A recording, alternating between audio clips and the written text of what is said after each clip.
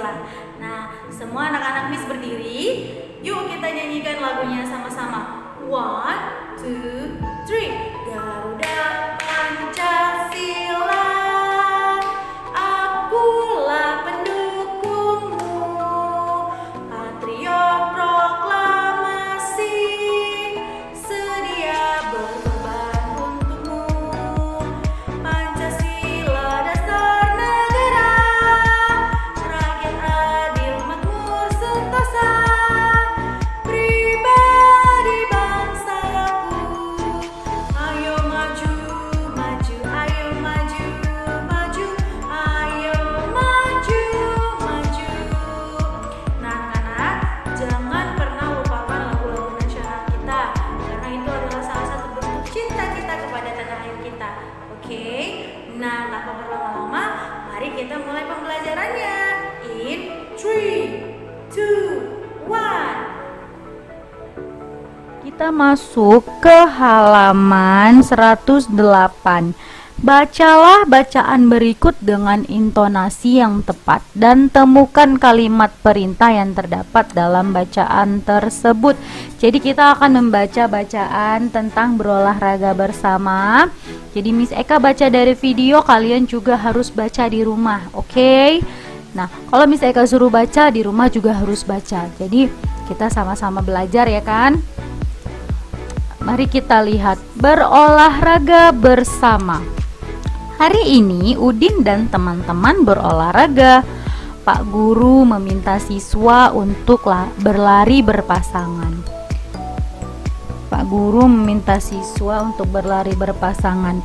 Udin berpasangan dengan Edo. Tiba-tiba mereka terjatuh karena gerakan kakinya tidak kompak.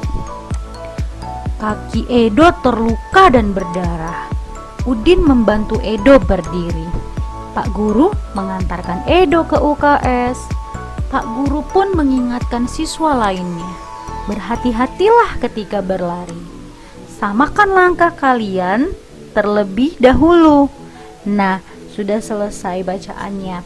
Coba kita lihat bacaan tersebut. Apakah kalian menemukan kalimat perintah? Ya, di dalam teks ini terdapat kalimat perintah. Yang manakah dia? Ini dia.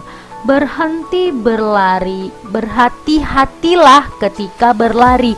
Artinya Bapak Guru meminta anak-anak agar berhati-hati ketika berlari. Jadi perintahnya adalah agar anak-anak berhati-hati ketika berlari.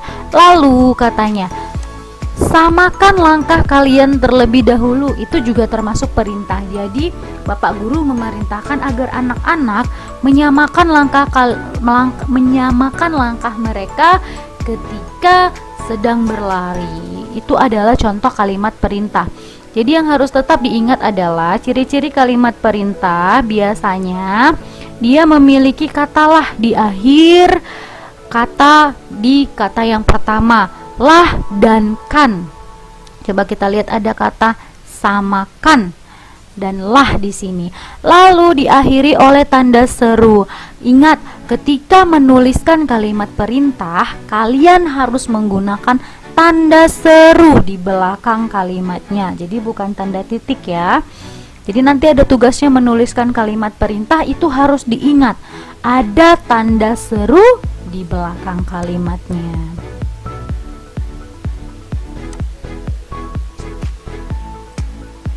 Pembelajaran hari ini sudah selesai. Lihat di halaman 109. Pembelajaran hari ini sudah selesai. Apa yang Udin dan teman-teman lakukan sebelum pulang? Nah, coba kita lihat gambarnya. Kira-kira mereka sedang apa ya? Ya, mereka sedang berdoa sebelum pulang. Sama seperti kita saat dikelaskan anak-anak, kita berdoa sebelum pulang.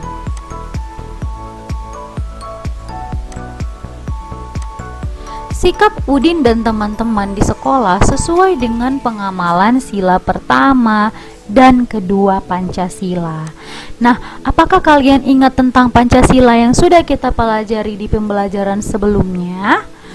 Nah, ini adalah lambang Pancasila. Nah, Garuda Pancasila adalah lambang negara Indonesia. Burung Garuda besar dan gagah, jadi bisa kita lihat gambar burung Garuda ini besar dan gagah. Coba kita lihat perisainya, dia punya perisai di dadanya anak-anak. Nah, perisai itu memuat simbol-simbol dari sila pada Pancasila.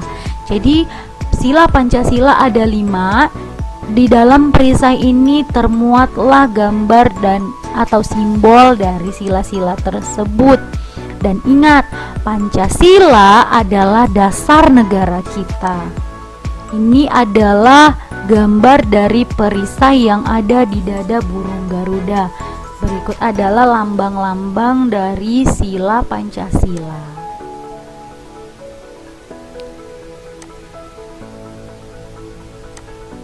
Pancasila berasal dari 2 kata, yaitu panca dan sila. Panca artinya 5 dan sila artinya dasar atau aturan. Pancasila artinya 5 dasar atau 5 aturan ya anak-anak. Jadi kalau ditanya sama orang, apa itu Pancasila? Pancasila itu terdiri dari kedua kata, panca dan sila. Panca artinya 5 dan sila artinya aturan. Jadi Pancasila adalah 5 dasar atau 5 aturan. Nah, ingat, Pancasila adalah dasar negara kita.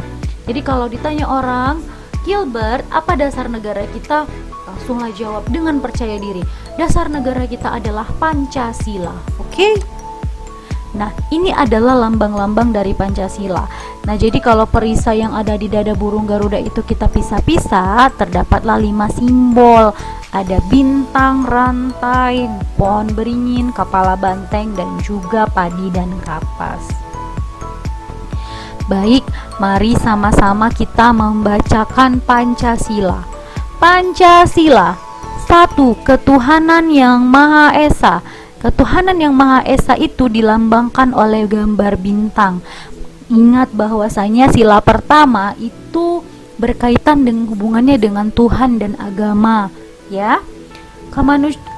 Sila kedua, kemanusiaan yang adil dan beradab, itu lambangnya rantai. Kemudian yang ketiga, persatuan Indonesia, itu lambangnya pohon beringin. Lalu yang keempat, kerakyatan yang dipimpin oleh hikmat kebijaksanaan dalam permusyawaratan perwakilan.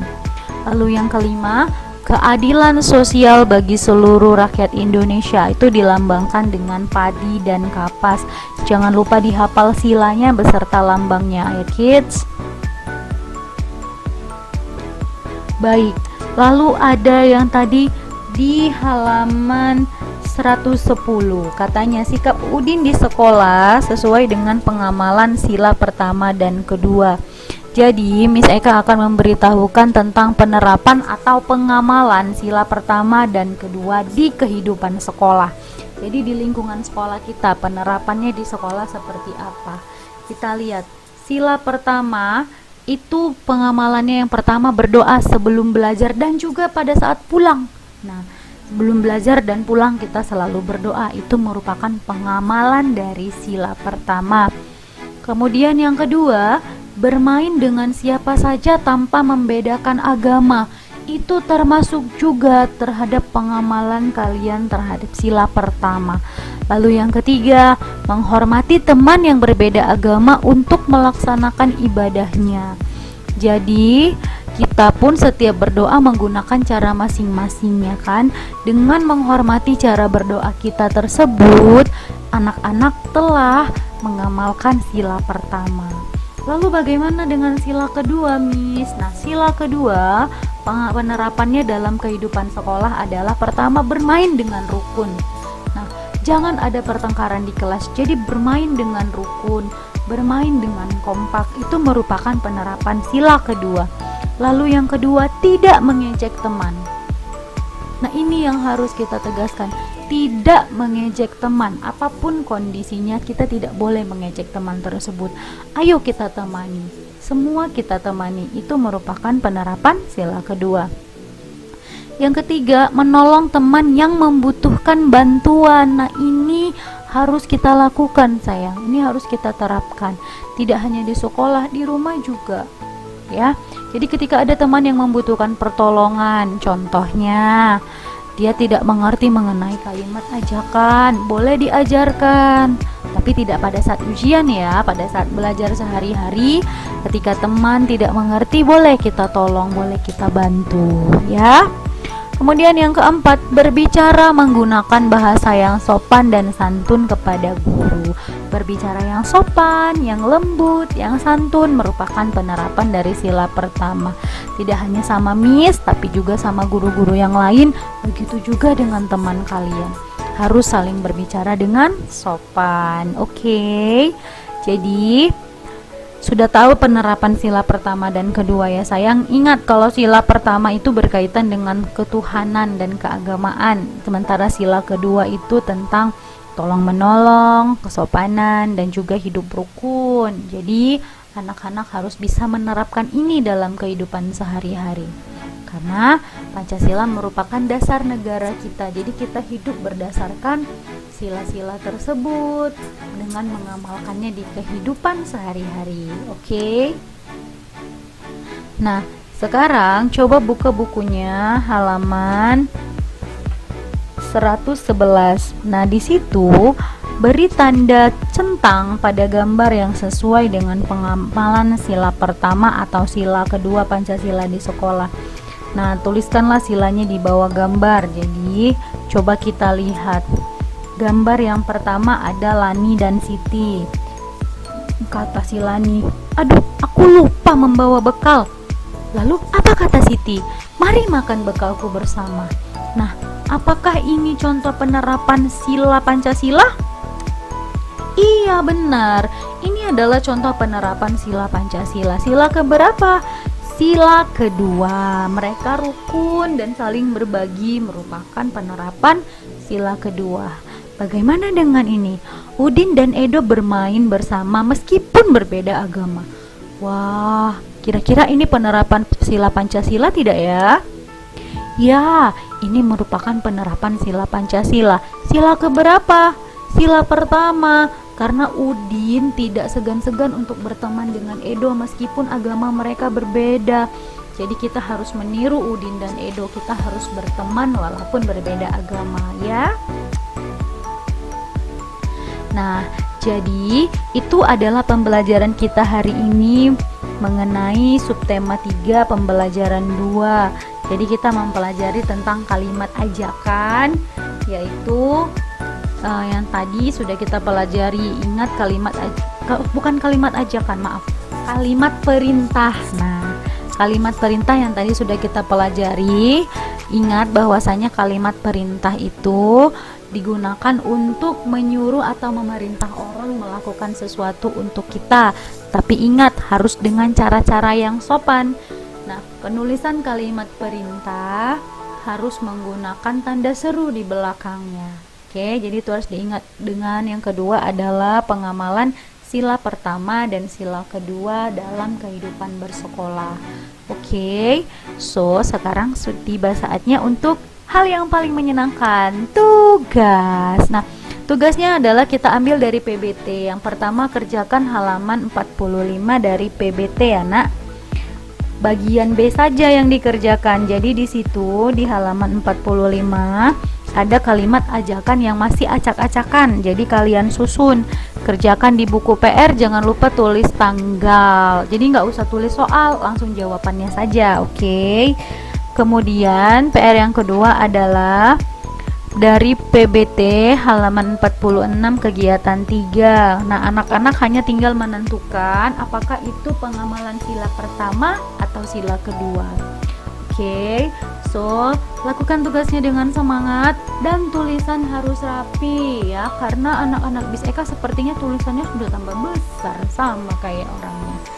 Oke, tulis yang rapi dan ingat, tidak boleh mengeluh karena sudah kelas 2. Oke, harus semakin semangat belajarnya karena ujian bulanan pertama semakin dekat. Oke, that's all for today. Bye bye my lovely students. I love you.